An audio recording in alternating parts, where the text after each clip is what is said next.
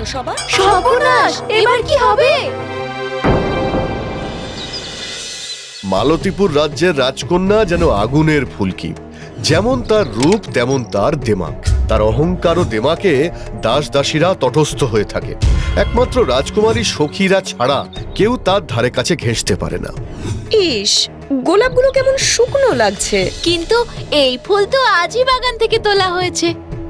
নিশ্চয় সদ্য ফোটা গোলাপ না তুলে বাসি গোলাপ তুলেছে। পিতা, পিতা, কি হয়েছে মা? আমাদের মালিকে কাজ থেকে তাড়িয়ে দিন। কেন মা? সে রাজ্যের রাজকন্যাকে বাসি গোলাপ দিয়েছে। আমি দেখছি মা। শোনো, আগামী বসন্ত ফাল্গুনিতে তোমার স্বয়ম্বর ডাকা হয়েছে। তুমি তৈরি থেকো, কেমন? আজ্ঞে পিতা। রাজামশাই কিন্তু খুবই চিন্তিত। একে সুন্দরী, তারপর রাজকন্যা বলে তার অহংকারের শেষ নেই। এদিকে সময় ঘনিয়ে আসে স্বয়ম্বরের। রাজকুমারীর রূপের কথা শুনে দলে দলে রাজপুত্ররা ছুটে আসে। কার গলে দেবে মালা সখী মালতী লতা, কোন দেশে পড়বে চরণ বলো না তা। কার গলে দেবে মালা সখী মালতী লতা। যাও মা, এগিয়ে যাও। একে একে সব রাজকুমারের সামনে যায় রাজকুমারী। আর রাজকুমারীর রূপের আভায় রাজকুমারদের চোখ ঝলসে যায়। কিন্তু কাউকেই রাজকুমারীর মনে ধরে না।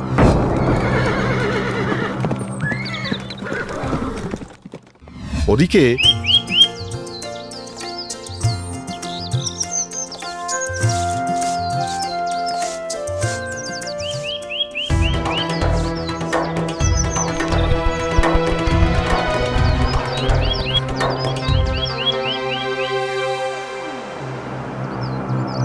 রাজপুত্র, ও পাখি আমার, আমাকে দাও। না না, এমন সুন্দর পাখি আমি আপনাকে দেব না। খবরদার, ও আজ আমার নৈবেদ্য, ওকে ফেরত দাও।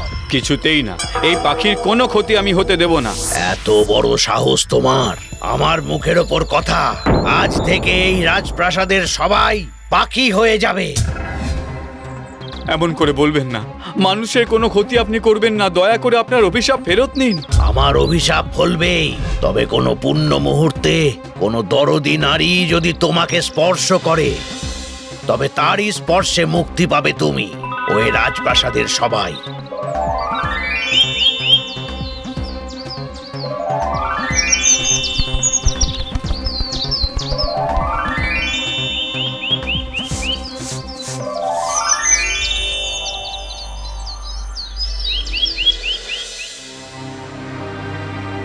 ওদিকে রাজকুমারীর বিবাহের চিন্তায় চিন্তায় রাজার তো রাজকার্য বন্ধ হবার জোগাড়। একদিন রাজা চিন্তিত হয়ে গৃহদেবতার সামনে পুজোর পর প্রার্থনা জানায়, আমার কন্যার জন্য এমন একজন পাত্রের সন্ধান দাও যার আভায় রাজকুমারীর মন গলে।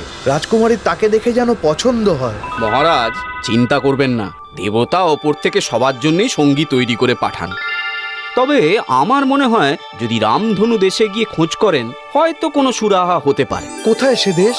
উত্তরে ওই পাখি পাহাড়ের দেশে, গহীন জঙ্গল পেরিয়ে। এখনই সেনাপতিকে আদেশ দিচ্ছি সেই দেশে গিয়ে রাজকুমারকে নিয়ে আসতে। না মহারাজ, জোর খাটালে চলবে না। সভাকবিকে দিয়ে খবর পাঠান যেন সে গিয়ে রাজকুমারীর রূপের বর্ণনা করে আসে। বেশ, তবে তাই হোক।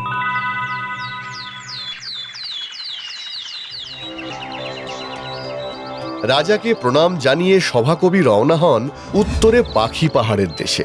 দিন যায়, রাত যায়, অবশেষে গহীন জঙ্গল পেরিয়ে সোনালী রোদের সেই অচিন দেশের উদ্দেশ্যে হাঁটতে থাকেন।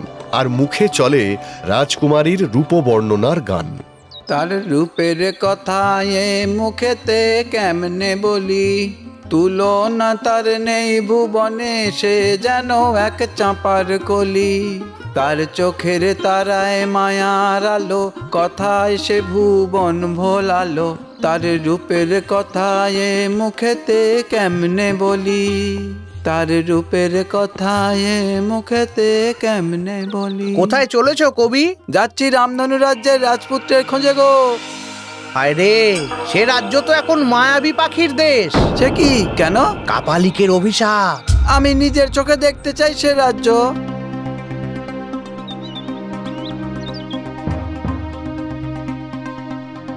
অবশেষে সেই অচিন দেশে এসে পৌঁছয় সভাকবি।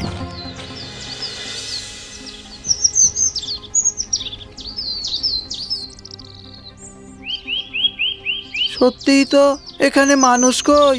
সবাই তো পাখি।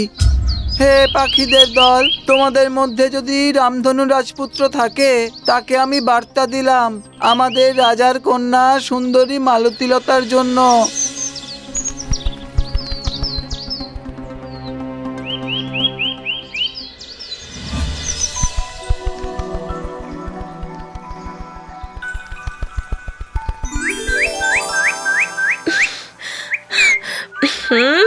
আহ, কিসের আওয়াজ? আমার ঘুম ভেঙে গেল। এই, কে আছিস?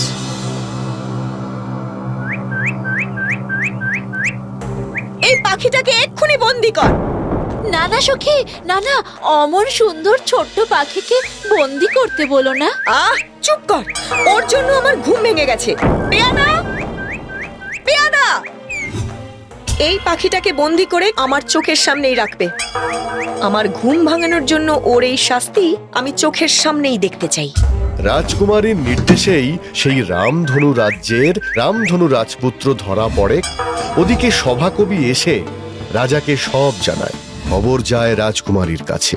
রাজকুমারীর আদেশে শুরু হয় পাখি ধরা।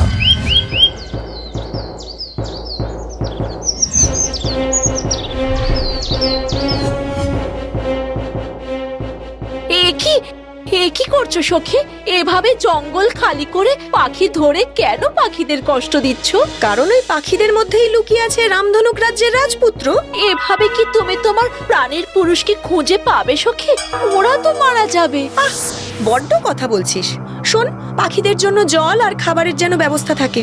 খাবার আর জল পেলে কেউ মরবে না। না সখী, পাখিদের চাই মুক্ত আকাশ বাতাস, না হলে যে ওরা বাঁচে না। যা তো, শিগগির আমার চোখের সামনে থেকে চলে যা, আর যা বলেছি তাই কর। যা।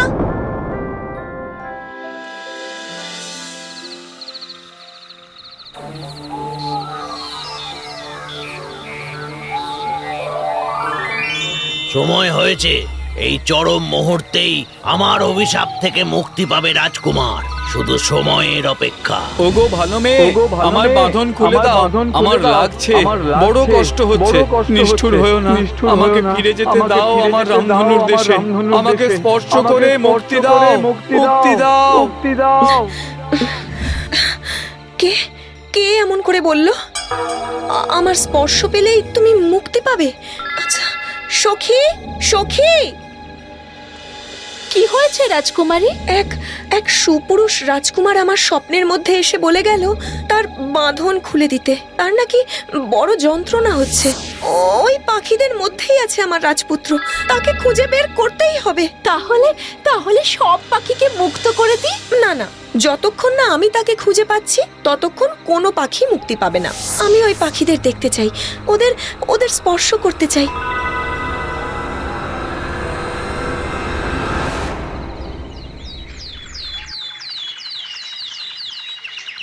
আমার জন্য তোমরা কষ্ট পাচ্ছ, তাই না?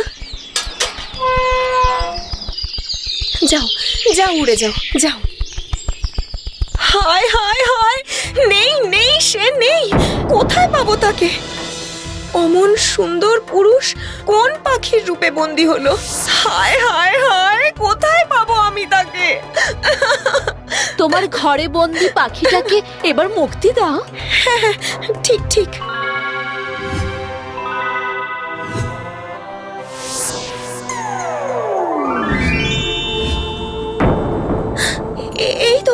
এই সেই কুমার যে আমার স্বপ্নে এসেছিল। ধন্যবাদ হে নারী, তোমার স্পর্শে আমি মুক্তি পেলাম। তোমার মন বড় পবিত্র। আজ থেকে তুমি আমার বন্ধু। তোমার রূপের বর্ণনা শুনেই আমি এই রাজপ্রাসাদে উড়ে আসি। এখানে এসে তোমার রূপ দেখে আমি মুগ্ধ হই, কিন্তু হায়, তখন বুঝতে পারিনি তার মন রূপের অহংকারের অন্ধকারে নিমজ্জিত। আমায় ক্ষমা করুন রাজপুত্র, আমি বুঝতে পারিনি, আমার ভুল হয়েছে। আমায় ক্ষমা করুন রাজকুমার। হে বন্ধু, আমার সখীকে তুমি গ্রহণ করো। বেশ, আমার মুক্তিদাত্রী সখীর আদেশ শিরোধার্য।